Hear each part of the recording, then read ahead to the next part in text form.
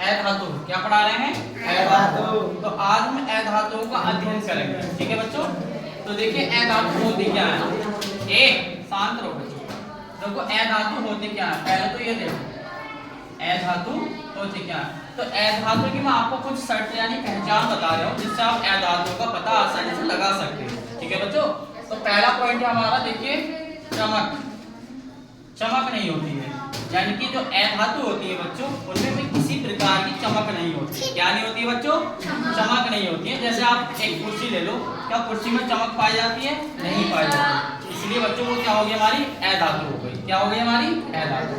तो हमें याद रखना कि धातु अधातु में कभी भी चमक नहीं होती है, ठीक है बच्चों। दूसरी बात है गलनांक निम्न होता है। गलनांक क्या होता है इनका? निम्न होता है। जो अधातु होती है बच्चों, उनका जो गलनांक होता है निम्न होता है। निम्न यानी कि अगर उनको बच्चों कम तापमान पर यदि उनको कम तापमान पर गर्म किया जाता है तो पिघल जाती हैं। क्या हो जाती हैं? वो पिघल जाती हैं। जैसे आपने प्लास्टिक देखी होगी, उदाहरण के अनुसार आप प्लास्टिक ले लीजिए। क्या ले लीजिए? प्लास्टिक। अगर प्लास्टिक को अच्छा हम गर्म करेंगे तो प्लास्टिक क्या हो जाएगी? पिघल जाएगी, गल जाएगी, है ना? देखा ना आपने। तो इसलिए हम कह सकते हैं कि अधातु का जो गलनांक होता है निम्न होता है, ठीक है बच्चों। चलिए नेक्स्ट, तीसरा पॉइंट है हमारा तन्यता का गुण नहीं पाया जाता। तन्यता का मतलब है खिंचाव। क्या होता है? खिंचाव। तन्यता का अर्थ होता है खिंचाव।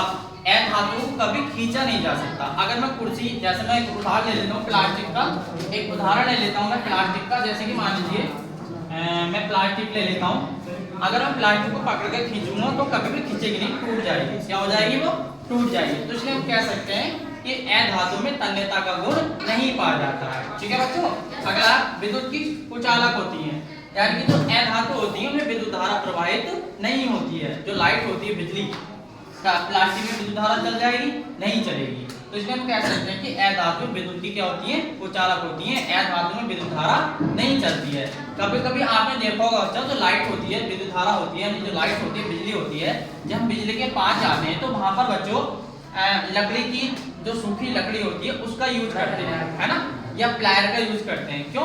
क्योंकि बच्चों उसमें प्लास्टिक होती है। क्या होती है उसमें? प्लास्टिक। और उसके कारण जो विद्युत धारा है, जो वायर है, उसको हम आसानी से जोड़ लेते हैं, वो हमें नहीं पकड़ पाती है ना। तो इसलिए हम कह सकते हैं कि अधातु क्या होती है? कुचालक होती है, इसमें विद्युत धारा नहीं चलती है, ठीक है बच्चों। आगे है हमारा ये हो गया ये अघट वज्रता का गुण में पाया जाता है। यानी कि अगर बच्चों प्लास्टिक या किसी अधातु को हम हथौड़े से पीटेंगे तो वो पिचकेगी नहीं, ना ही फैलेगी, वो टूट जाएगी। क्या हो जाएगी? वो टूट जाएगी। जैसे पत्थर, जैसे बच्चों पत्थर, अगर पत्थर को बच्चों हथौड़े से पीटा जाए तो क्या वो पिघल जाएगा? बताइए, पिघल जाएगा? नहीं। फैल जाएगा? नहीं।